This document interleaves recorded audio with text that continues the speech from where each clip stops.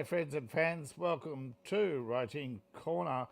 Today we're discussing 12 common writing mistakes. Now these are mistakes that everybody's made at least once.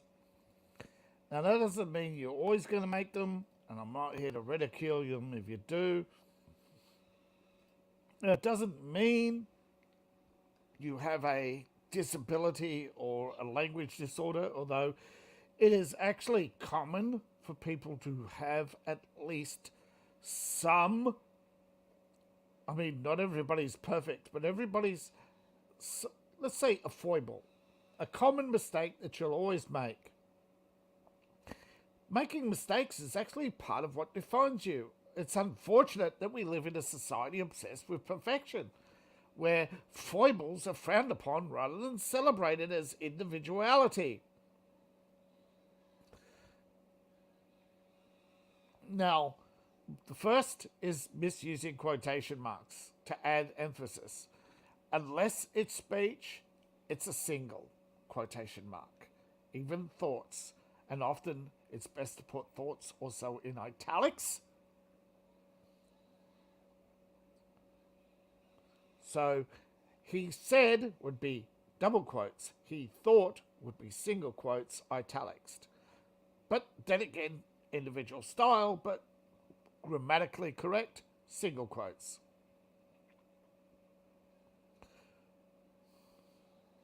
Who and that. If it's a person or an animal with a name, it's who. Anything else, even if it was a reference to a person, if it's not a name, it's that. If it is named, it's who.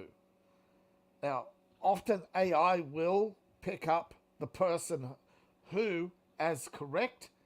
That is, of course, because of the lazy American rules who are trying to constantly redefine language. And you'll find lots of problems with these new AIs. But right now, the most common Grammarly and ProWritingAid do actually distinguish between who and that. And they also pick up the third most common, there and theirs and their. Whereas in they, are, their, over, their, in their own group. I mean, it's like which is which, what, whether or not, you know which weather is a weather, or the climate. Well, you know, people would not nitpick, but unfortunately, you know, commonly they and there are can get picked up as correct, even though you've used them incorrectly. So you've got to be watching out for that. There is a location. There is the possessing. There is the possessive pronoun. It is their property. They are is a concatenation of they are. They are over there. They are very nice. Although very nice should be replaced with they are beautiful. Although, see, nice, I should do a whole thing on nice. But nice is one of those words that overused words. Toward and towards. If you're an American, you are toward. In English, it is towards. She moved towards the exit. In American, it would be she moved toward the exit. Toward was actually Old English. To what do I owe? To what? So towards is the motion, and to what do I owe the pleasure? As in the old version of what? To what do I owe the pleasure? Why are you here? Very formal. Was and were. Sometimes when you're using tense, it can get misleading as to what is correct. If I were rich, I would fly first class. That is incorrect. Because when you're talking about hypothetical situations or hope or being subjective, it were. Whereas if you are referencing a singular object, you also would use were.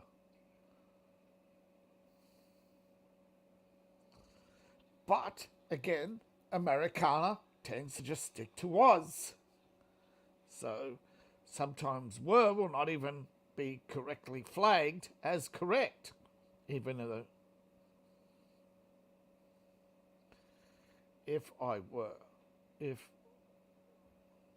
a rich man, that is the actual title of the song. It's easy to remember. If you're referencing people individually in the past tense, he was over there. He was rich. There you go. Now, believe it, see, this is when I'm bringing these up because most people are now relying on Word, Grammarly, and or ProWritingAid, and these tools are still under development, and there are formal and informal, and when you use informal mode, it is not as, let's say, nitpicking. It's the same. I mean, these AIs are still under development. This is why I say use them as tools, not as a crutch.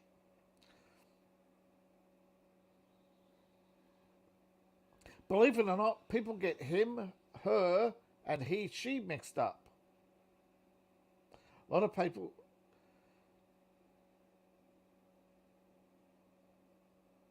when you are referring to yourself, it's this is she, not this is her.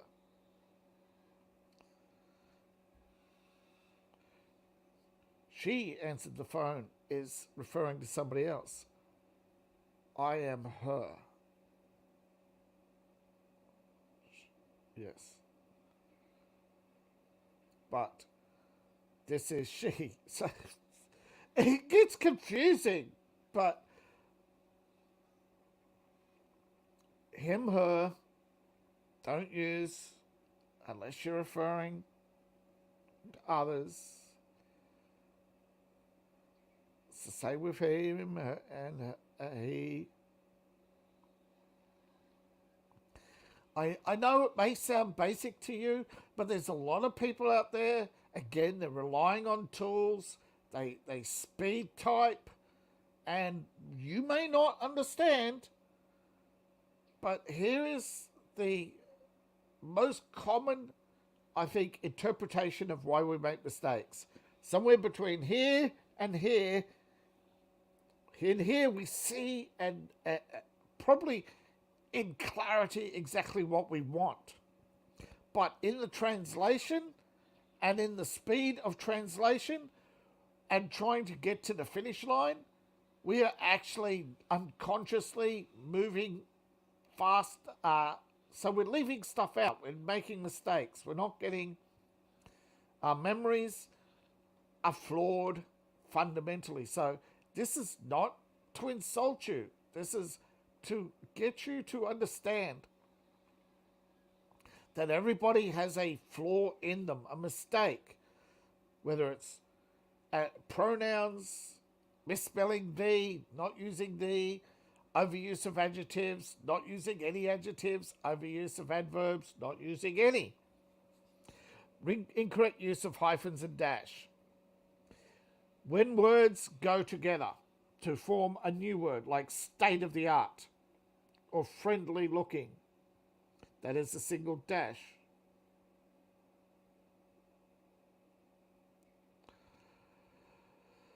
Tom, the luckiest guy in the world.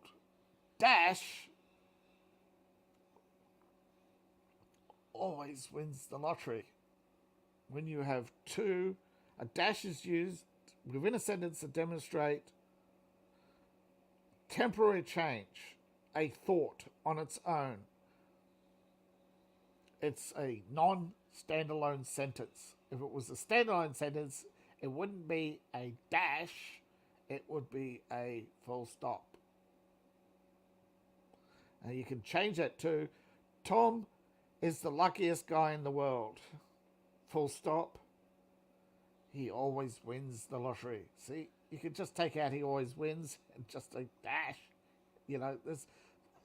Dash is just one of those things where it's more common to put in formal English to put two thoughts together, where one is an incomplete sentence and the other is a complete sentence, and they belong together, so you join them with a dash, and the hyphen to join words to form a new word, like state-of-the-art, friendly looking. Believe it or not, most people don't use a dash, probably don't even know it exists. You're not wrong to leave it out, but a lot of people mistake using dash and dash and hyphen to hash out a thought. Some people even using hashtags in their writing. That is, well, unless you're referring to a hashtag in reference, I suggest stop using hash. Stop pounding the pound. Comma splicing. That is two separate thoughts separated by a comma. Now this is actually incorrect.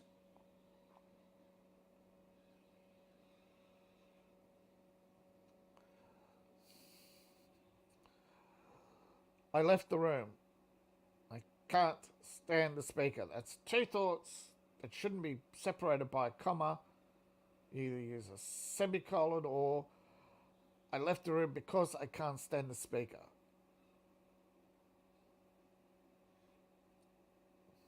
Missing a comma. Man, introductory phrases is just one of those things.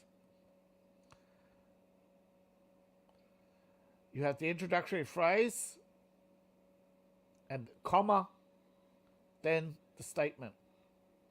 The introductory phrase. She left the room, comma, she ran into David. Now, often this is passive voice.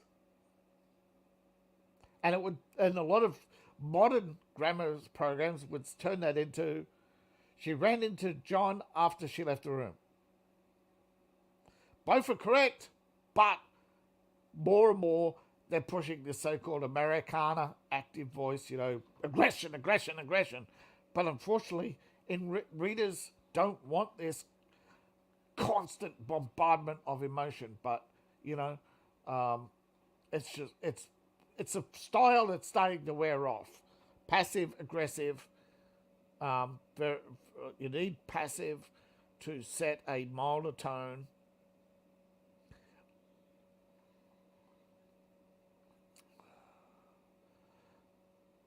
In America, my spell checker does this to me often.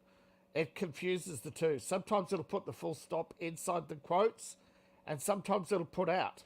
Actually, according to American English, it is dot quote, where in British it's supposed to be quote dot. Unfortunately, a lot of spell checkers seem to be right now very confused between variations of English and where to put the...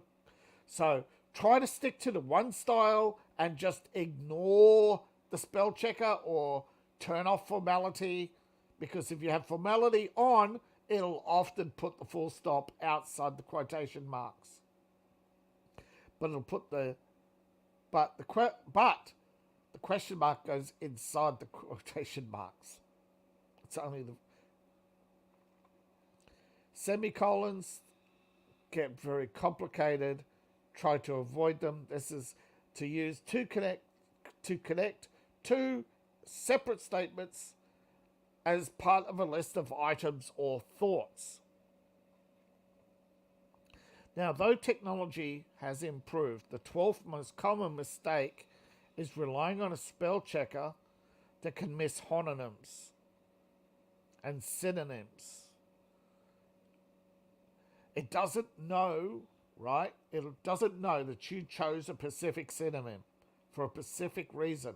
So it might be going through and saying you've overused presence. And it will try to replace presence with some other word.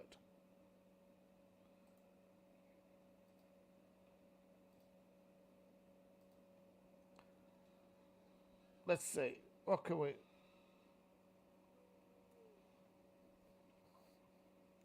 The state of existing. That's exactly what they'll do. Existing. Appearance. And of course, as soon as you replace a word, it can actually not read well, but to the computer, reading well is not actually. So the 12th is not really so much presence and presence, or which are homonyms, or when it's the spell checker not picking them up, but really it's also your grammar checker over correcting. Basically, instead of going through and realizing that you have a person with a particular style who only use particular words and go, well, I'll let you hit the ignore button. There's a lot of the time, you're just ignoring, like when it comes to style, you have to read that sentence, know whether or not that character's style is represented, and hit ignore. You have to read it aloud to actually, a few times, overcome your own biases, your own incorrections, and understand that you're reading the written word and try to read both the written word and so you see how it's written and how it's read and how it sounds to you. And many spell checkers cannot identify misspellings, which basically goes against the point of a spell checker. But it's only looking for the most common misspelt words, not the misuse of words or words that are spelt correctly but in the wrong place. Now, Grammarly is more sophisticated than your average grammar checker, and so is ProWritingAid. But the problem is, a lot of the time, and I do this myself, cut and paste segments of your conversations. So you have a conversation that's 3 or 4 pages, cut that out and put it alone into the spell checker and grammar checker. So do that. Do everything, conversations in sections rather than chapter by chapter. Sorry, pardon me.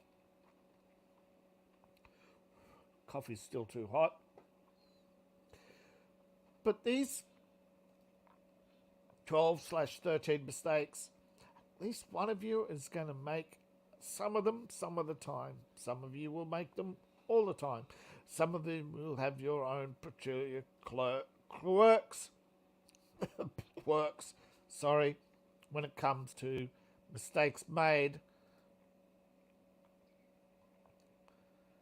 Again, the purpose of this is not to ridicule or to belittle people for making mistakes, rather than just hopefully you will realize that when you're spell checking, you're doing it thrice. You're reading it as it is, looking for the overused words, then you're reading it as it is for the synonyms, homonyms, and misplaced words. Then you're looking for the commas, the dashes, and the question marks, and all the... trying to keep everything one consistent style. And because sometimes, I don't know what it is, it's the quirk of the software or whatever, just sometimes if it's set to formal writing, it actually changes to more formal British than it does for American. And sometimes when you're in informal mode, it'll use the American, and you'll actually get some like ProWritingAid saying, look, half your words are Americanized and the other half are British. Unfortunately, with many versions of English, that's exactly how they are. There's a mix of American and British in everything, but even in UK, Americana is starting to creep in because of newspapers keep writing in saying, no, these are the words I want to use. So, yeah, a lot of it's driven by newspapers and formal editors, and they have more sway with the big companies than, say, you do as a collective group of writers. So you really have to just put up with all these quirks and mistakes of AI until it gets to the point where you can tell AI, shut down all these modernisms and just give me plain English or plain US or plain Canadian, plain Australian, plain New Zealand, plain South African English. I think Indian is UK. I think Hong Kong uses UK. I think China uses UK. I think most countries are now starting to use UK and actually cutting out. I think some AIs are actually cutting out Americana and others are just Americana. So also be aware of that when you're going to select an AI. Again, Grammarly and ProWritingAid, they have formal styles, informal styles, etc. So this is about you being you. This is about you and your first draft, second draft, third draft. Long before it gets to the beta readers, you want to at least do 3 passes.